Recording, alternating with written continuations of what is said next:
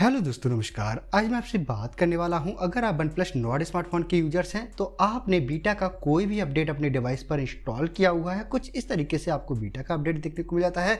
मैंने यहां पर बीटा 6 लेटेस्ट अपडेट इंस्टॉल किया है।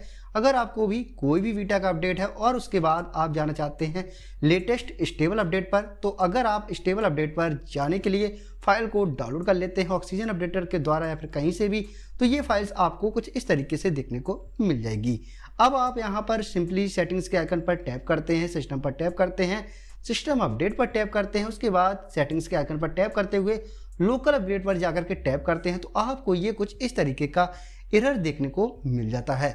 इस एरर से बचने के लिए आपको सिंपली सबसे पहले ये जो डाउनलोड की हुई फाइल है आपको उसे यहाँ से डिलीट करना होगा। उसके बाद मैं आपको वीडियो के डिस्क्रिप्शन में एक लिंक दूंगा, वहाँ से आपको फाइल को डाउनलोड करना होगा। वो डाउनलोड की हुई फाइल्स आपकी यहाँ पर डाउनलोड के फोल्डर में देखने को मिल जाएगी। ये फाइल्स यहाँ पर डाउनग्रेड करने की फाइल है जो कि आपके डिवाइस को डाउनग्रेड कर देगी, आपके जो भी पहला वर्जन होगा उस पर उसको ला देगी। तो अब आपको सिंपली कुछ इस तरीके से सिस्टम अपडेट पर टैप करना है और आप अभी भी देख सकते हैं बीटा 6 पर मेरा डिवाइस है।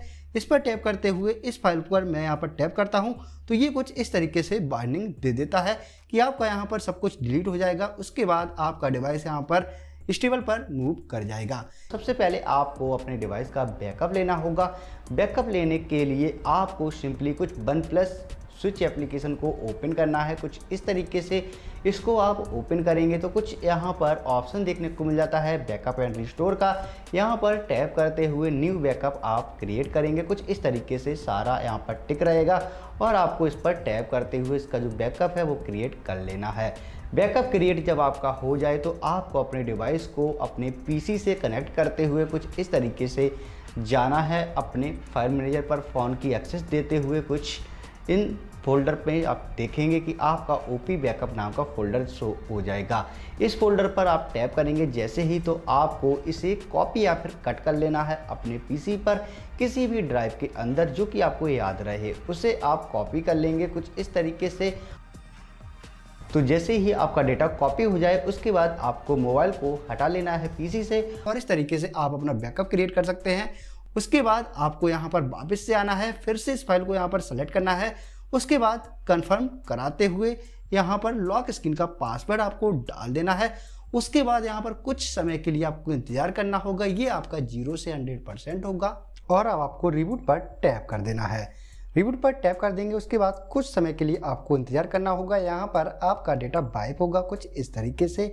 इसके बाद आपका डिवाइस रिबूट होकर के आ जाएगा ऑन होकर और अब आपका डिवाइस फाइनली यहाँ पर बूट होकर रिबूट हो चुका है। आपको इसका सेटअप कर लेना है, तो मैं इसका सेटअप कंप्लीट कर लेता हूँ।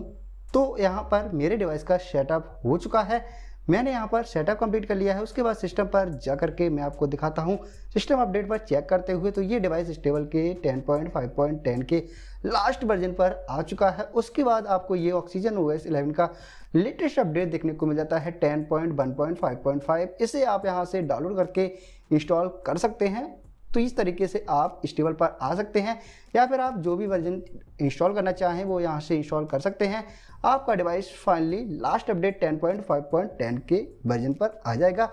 इस तरीके से आप कुछ बीटा से स्टेबल पर आ सकते हैं। ये आपका डिवाइस एंड्रॉइड वर्जन 10 पर देखने को मिल जाएगा। उसके बाद में आपको सिस्टम में अपडेट देखने को मिल जाएगा। इस तरीके से आप अपडेट कर सकते हैं या फिर आपको ना देखने को मिले तो आप ऑक्सीजन अपडेटर में जा करके लेटेस्ट अपडेट डाउनलोड कर सकते हैं। उससे अगर पिछला वर्जन कोई भी चाहिए है तो आप मेरी वीडियो में जा करके वो वीडियो सर्च करिए, उसमें आपको लिंक मिल जाएगी, वहाँ से डाउनलोड करके आप अपने डिवाइस पर इंस्टॉलेशन करा सकते हैं।